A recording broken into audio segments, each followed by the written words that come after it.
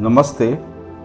कल से रशिया में अफगानिस्तान के बारे में एक कॉन्फ्रेंस होने वाला है जो कि पुतिन ने बुलाया था, और पुतिन ने मोदी के साथ पॉलिटिक्स खेला है और इंडिया को इससे बाहर रखा था।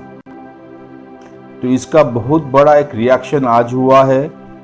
बाइडेन ने पुतिन को बोला है कि Putin will pay for interfering in American elections, and Putin मतलब रशिया और चाइना को, उसने आज एक इंटरव्यू था अमेरिका में, वहाँ पर जो बाइडेन ने पुतिन और जी जिनपिंग को, चाइना को काफ़ी खरी खोटी सुनाया है।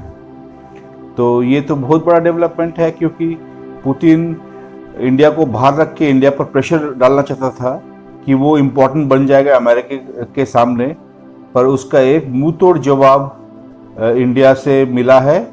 जरूर ये हमारी इंडियन इंटरनल पॉलिटिक्स है कि जो बाइडेन ने ये जवाब पुतिन को दिया है कि वो अफगानिस्तान का कॉन्फ्रेंस कर रहा है और इंडिया को बाहर रख रहा है। तो पहले आप इनकी चर्चा सुनिए, इसके बाद मैं इसकी समीक्षा करता हूँ। ज़ल्मे खलीलज़ाद मॉस्को पहुंच गए और ज़ल्मे खलीलज़ाद पहुंच गए और हमारा डेलीगेशन भी पहुंच गया और अब्दुल्ला भी पहुंच गया। कल वहां पे मॉस्को में टॉक्स हो रही हैं और अफगान पीस प्रोसेस आगे बढ़ रहा है।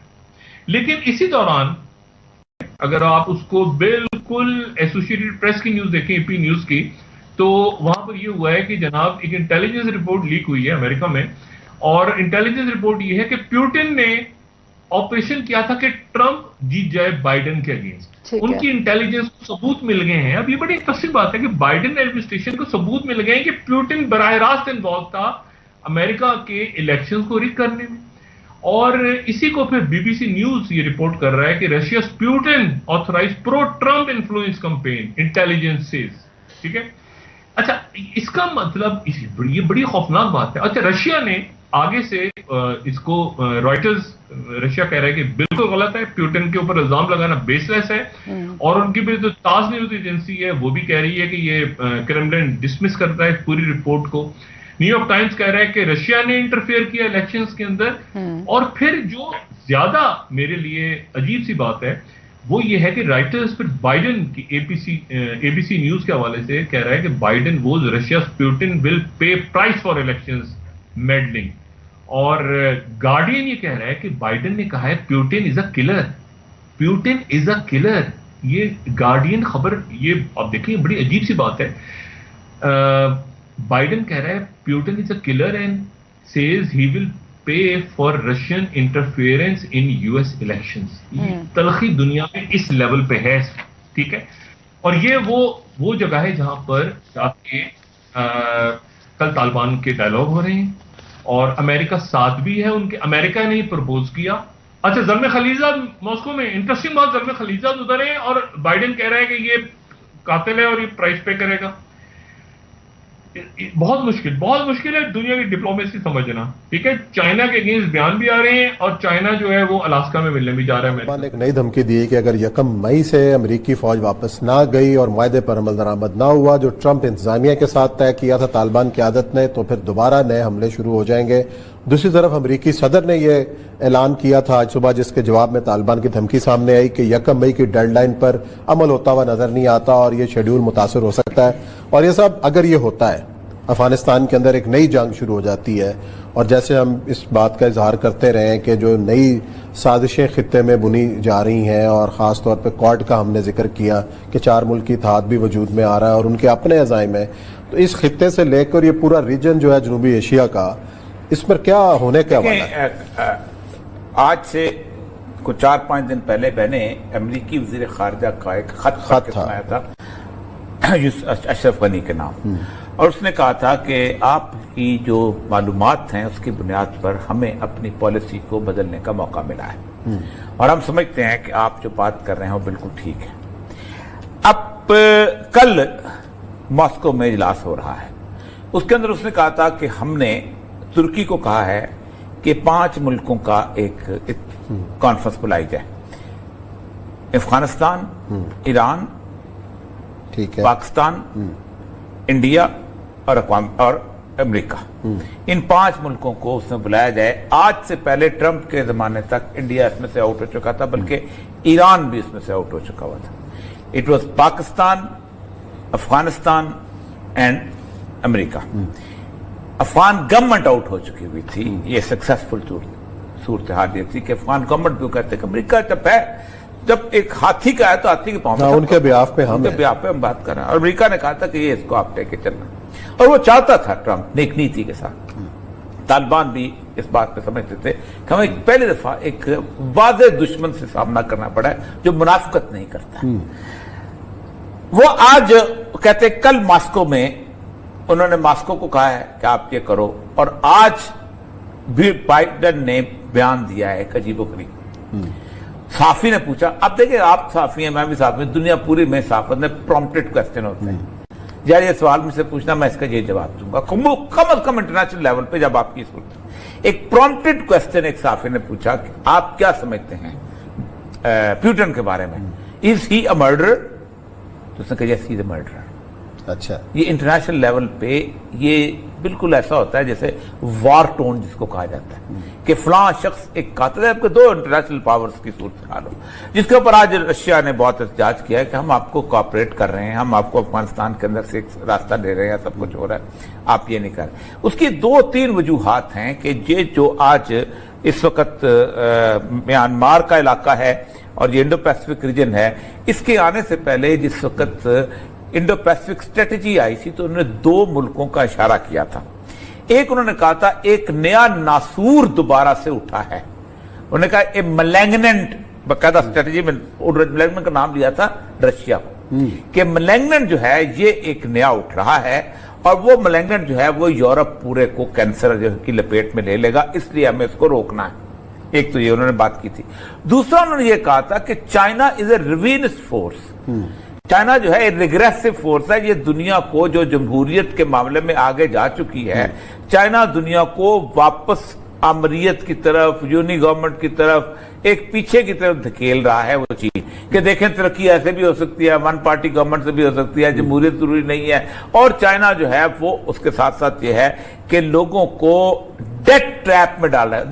लुक हू सेइंग, अमेरिका चीन को कह रहा है जिसने पूरी दुनिया को डेट ट्रैप में डाला हुआ है।